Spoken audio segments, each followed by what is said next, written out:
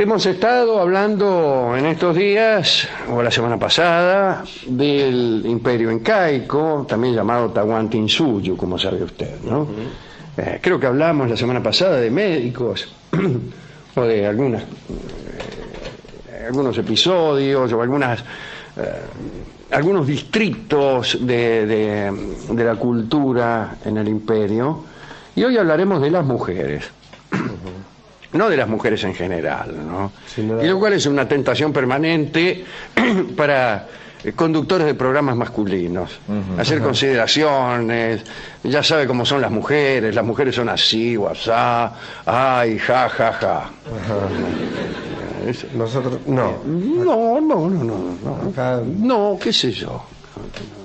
No nos provoca mucha risa eso, ni muchas otras cosas que en general son muy graciosas para casi todo el mundo. Hablaremos de las mujeres o del papel que cumplían las mujeres en el imperio incaico. El primer personaje femenino que aparece en las crónicas del Inca Garcilaso de la Vega es la colla Mamá Oclo Huaco, que era esposa y hermana del Inca Manco Cápac.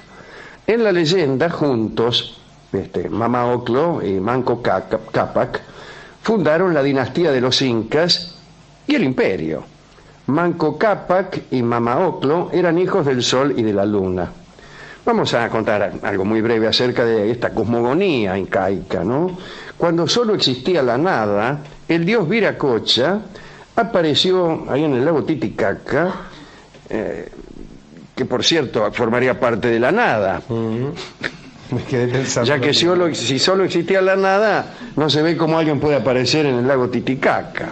Es decir, era una nada bastante poblada, ya que al menos había dos entidades, a saber, el dios Viracocha y el lago Titicaca. Que incluso, hasta dado el enunciado, parece anterior al lago, a Viracocha, porque dice, apareció Viracocha.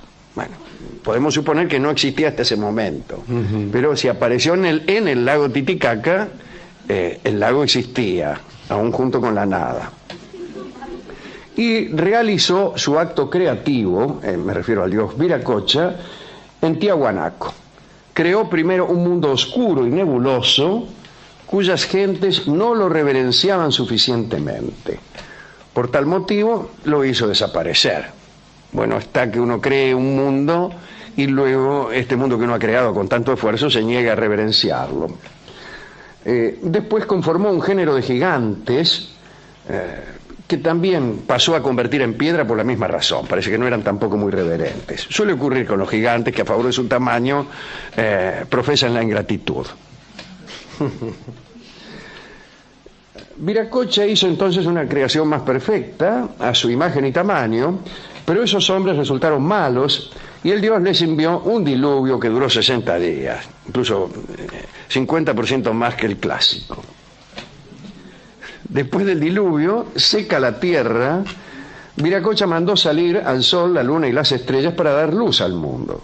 En cierta ocasión, Viracocha dispuso que el sol y la luna, que estaban siempre distantes, como parece indicar la experiencia cotidiana, ¿no? Cuando hay sol no hay luna, etc. Dispuso que se conocieran. Y así lo hicieron. El sol y la luna se amaron y nacieron dos hijos, justamente los ya mentados Manco Cápac y Mamá Oclo. El sol envió a los hermanos del cielo a la tierra para que fundaran una ciudad, precisamente en el lugar en que pudieran hundir de un solo golpe una varilla de oro. Bueno, debían además reunir a los hombres y mujeres que estaban desparramados por la tierra para cumplir la alta misión que se les encomendaba, ¿no? Sacar a la creación humana de la baja condición en que se encontraban y enseñarles oficios y normas que les permitieran vivir como seres humanos y no como bestias. Bueno, al final los esposos llegaron a un lugar en cuyo suelo fértil la varita se hundió sin problema. Era el Cusco, que en quechua significa ombligo del mundo. Allí empezó a gestarse el imperio. Las mujeres, discípulas culturales de Mamá Oclo, eran su engranaje fundamental. servían como fuerza laboral, ciertamente, y aunque estaban eximidas de pagar tributo al Inca, indirectamente lo pagaban porque contribuían con su trabajo a reunir lo que debía tributar el hombre, ¿no? Las chicas trabajaban desde los 5 años. Tan importante resultaba el trabajo femenino para el funcionamiento general de la comunidad que el Estado controlaba su cumplimiento. Unos visitadores observaban, iban a las casas, ¿no? Los chanchos. Claro, para ver inspectores, ahí está, es mucho mejor que visitadores. Claro. El visitador puede ver si estamos enfermos, pero estos chanchos venían a ver si trabajabas. Y entonces observaban que las mujeres se encargaran de limpiar las casas, que hilaran una cierta cantidad de metros de tela por día y que se ocuparan de los deseos nocturnos del marido. ¿Qué serán los deseos nocturnos, doctor? Hemos traído al sexólogo, oficial del programa, el doctor Gabriel Rolón, para que nos explique algunas cosas que nuestra ignorancia no alcanza a percibir con corrección. ¿A qué se refiere el cronista cuando dice deseos nocturnos? ¿Un deseo de comer pan a la noche? No.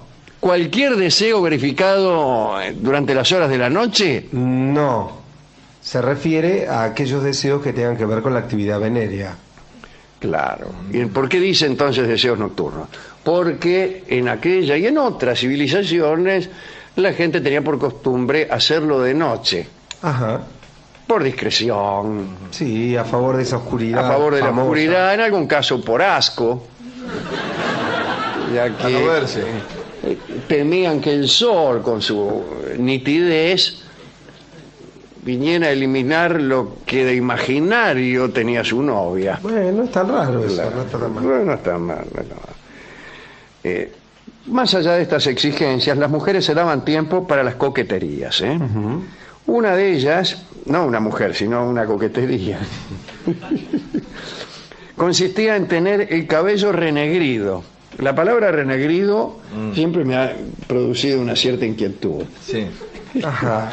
En mi barrio jamás se utilizaba renegrido para aplicarlo al cabello. Ajá. Generalmente cuando se hablaba de algo renegrido era ante un enemigo. Bien, en todo caso, para obtener esta propiedad, practicaban una maniobra muy peligrosa. Cuando los pelos se les ponían castaños, Sí. así de ese color rojo sadaic,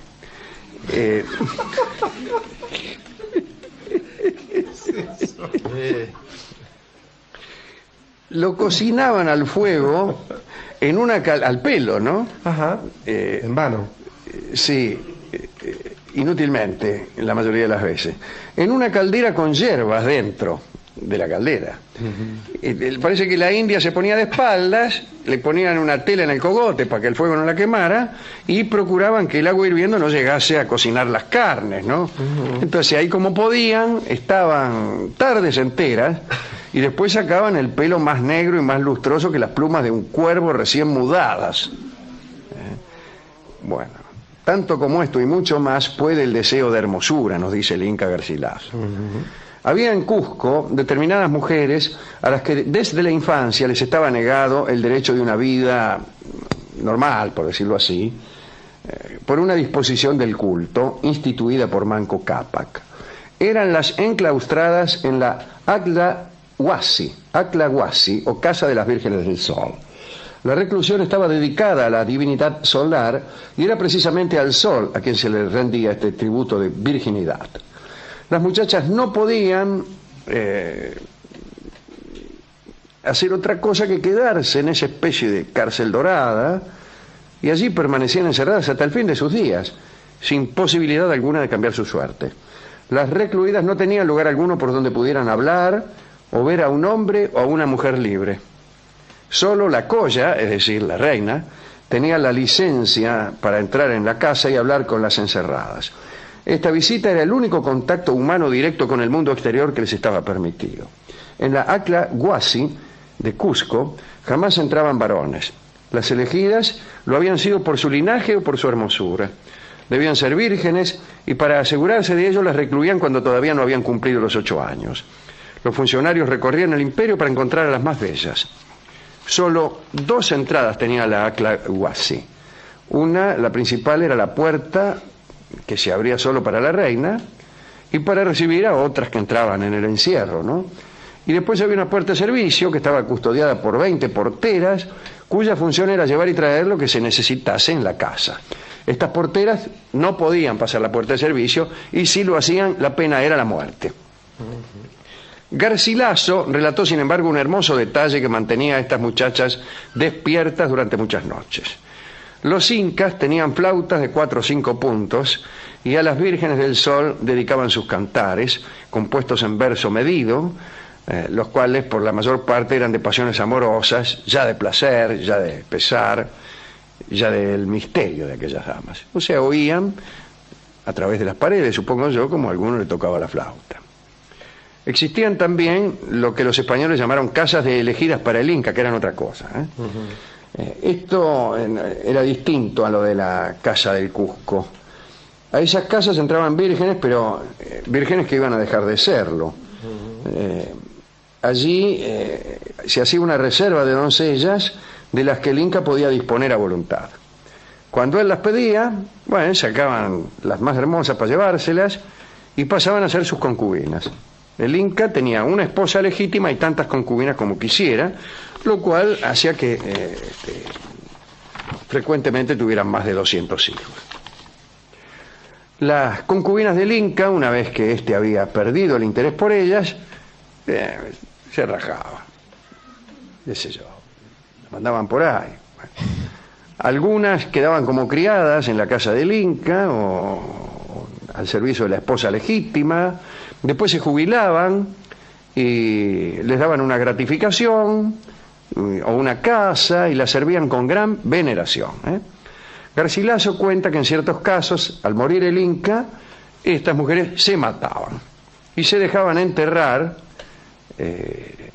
junto a los criados más favorecidos y a las mujeres más queridas que deseaban continuar sirviendo a su dueño en el más allá. No como en la India, que había una obligación de hacerlo, sino que esto era a voluntad. Si usted quiere hacerse enterrar con el Inca, es voluntario, no tiene ninguna obligación de hacerlo. Gracias. Un último detalle. Si las mujeres de las Akla Huasis delinquían, por decirlo así, o perdían su virginidad, y en el caso de estos serrallos de provincia, si resultaban perderla antes de que el Inca las tomara, las penas eran terribles. A las muchachas las enterraban vivas. Al cómplice, que es indispensable en estos casos de pérdida de la virginidad, lo ahorcaban. Le mataban la esposa, si es que la tenía. Pobre esposa. Sí, encima, golpeaban la puerta, la tipa no se había enterado de nada y estaba durmiendo. Te venimos a matar. También le mataban los hijos, los criados, a los parientes, a los vecinos y a los moradores de su pueblo. Los vecinos. Y a todos sus ganados. ¿Qué culpa tiene la llama? Sí. Bueno, y ahí quedaba su parcela desierta y asolada, tapada por piedras y así. Bueno.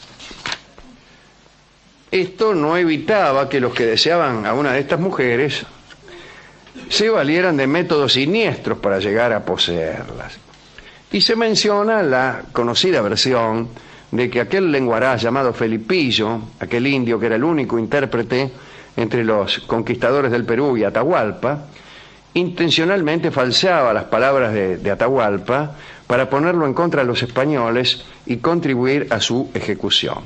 Y parece que Felipillo hacía esto porque estaba enamorado de una de las elegidas y una de las chicas de las casas del Inca, y naturalmente solo podría tenerla si el soberano se moría. Y en ese caso la elegida quedaba en libertad. Así que todo eso hacía Felipillo por una mena. Como se ve bien, tira más una pasión que una yunta de tractores. Aquí termina el informe que hemos preparado sobre el papel de la mujer en el Tahuantinsuyo. ¿Usted tiene alguna dedicatoria que hacer? Sí, a los inocentes vecinos de A los vecinos, porque de este hombre. sacá la cuenta, la mujer y el hijo, pero el vecino estaba ahí tranquilamente. Claro, sí, en la cana y se te voy a matar. ¿Por qué? Y porque un vecino tuyo atropelló a una de las menas del Inca. ¿Y a mí qué me importa? Dice el tipo. Yo estoy acá. Ni la toqué. Claro. Por eso convenía ir y atropellarlas uno, por lo menos. Claro, ya que me van a ahorcar, Claro, ya que me van a ahorcar. por lo menos Me saqué las ganas. me divertí un rato.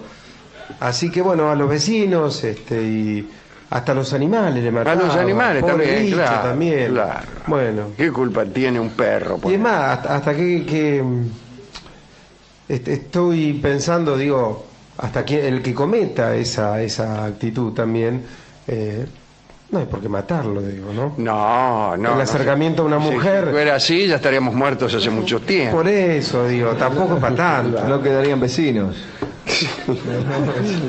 Viviríamos en el desierto, Mire que se quejan y evidentemente. todo. Bueno, hemos resuelto ilustrar Ratita esta... en la casa alrededor suya. Hemos resuelto ilustrar esta interesante información que proviene del Inca Garcilaso de la Vega con la samba llamada La Compañera, evidentemente en referencia a la mujer en general o a una en particular si usted quiere. Mamá Oclo. Bueno, No está mal, compañera. no está mal, claro, la Manco compañera de Manco Cápac, Cápac. fundadores ambos del imperio. Así que escucharemos La Compañera en la versión de don Ariel Ramírez en el imperio. Y hoy hablaremos de las mujeres. No de las mujeres en general, ¿no? Sino Y lo cual es una tentación permanente para conductores de programas masculinos. Hacer consideraciones, ya sabe cómo son las mujeres son así, o asá, ay, ja, ja, ja. Nosotros, no. No. Es la colla Mamá Oclo Huaco, que era esposa y hermana del Inca Manco Cápac. En la leyenda, juntos, Mamá Oclo y Manco Cápac fundaron la dinastía de los Incas y el imperio. Manco Cápac y Mamá Oclo eran hijos del sol y de la luna. Vamos a contar algo muy breve acerca de esta cosmogonía incaica, ¿no? Cuando solo existía la nada, el dios Viracocha apareció ahí en el lago Titicaca, que por cierto formaría parte de la nada. Me quedé pensando. Ya que si solo existía la nada, no se ve cómo alguien puede aparecer en el lago Titicaca. Es decir, era una nada bastante poblada, ya que hemos estado hablando en estos días, o la semana pasada, del imperio incaico, también llamado Tahuantinsuyo, como sabe usted, ¿no? Creo que hablamos la semana pasada de médicos, o de algunos episodios, o algunos distritos de la cultura. No, qué sé yo. No nos provoca mucha risa eso, ni muchas otras cosas que en general son muy graciosas para casi todo el mundo. Hablaremos de las mujeres o del papel que cumplían las mujeres en el imperio incaico. El primer personaje femenino que aparece en las crónicas del Inca Garcilaso de la Vega